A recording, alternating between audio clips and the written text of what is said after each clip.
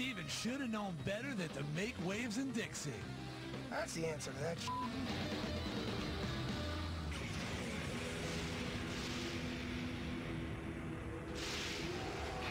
The gods of metal don't usually pay for a piece of ass. But in September 2003, the darkness did just that.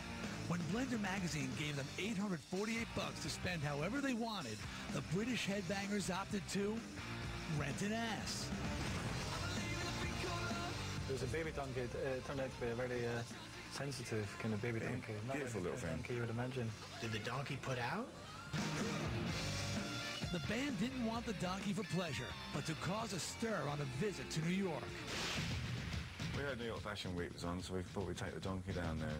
And you've never seen anything like it. I think we've sort of changed people's perception of the donkey because people assume it's like a workman-like creature, like a mule. But in fact, it's quite a glamorous creature. I mean, it's never going to be a panda, you know. But it has a charm.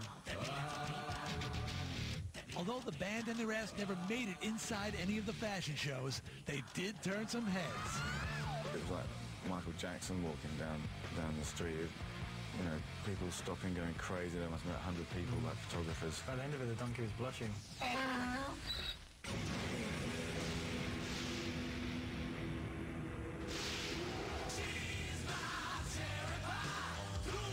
Behavior is the lifeblood of metal, not to mention lots of fun.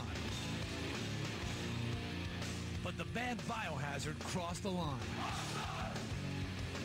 when they sent a drunken friend into Slayer's dressing room covered in his own feces. Surprisingly, the guys in Slayer weren't laughing. F you, we don't care.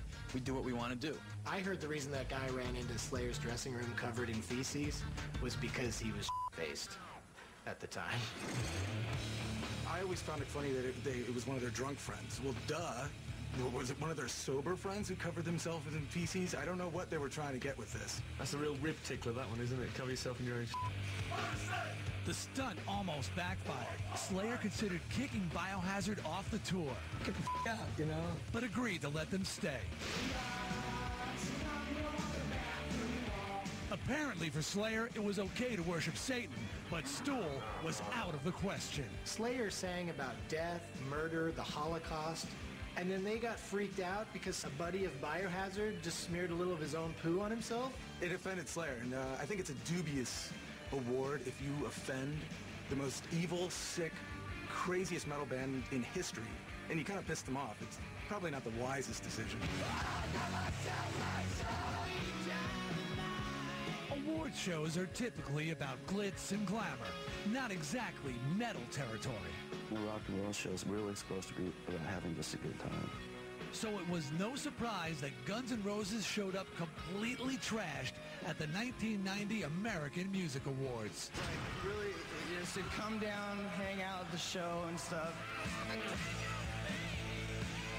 Guns N' Roses have always done that, haven't they? They're either permanently drunk and just don't give a toss. God, we didn't even expect this. Having already won an award, GNR accepted their second with booze in one hand, statuette in the other.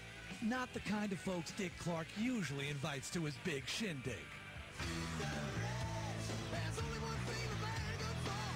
Have a drink on us. Thank you very much. The booze kept flowing, and so did the curses. Hang on. Alan Niven for getting us there. I want to thank... Oops. Whoa. Slash's potty mouth was too fast for the censors. Oops.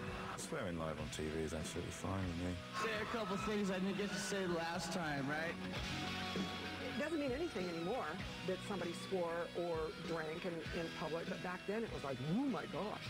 I want to thank... Oops. If everything was squeaky clean and just kind of straight down the line, it'd be a very boring world, wouldn't it?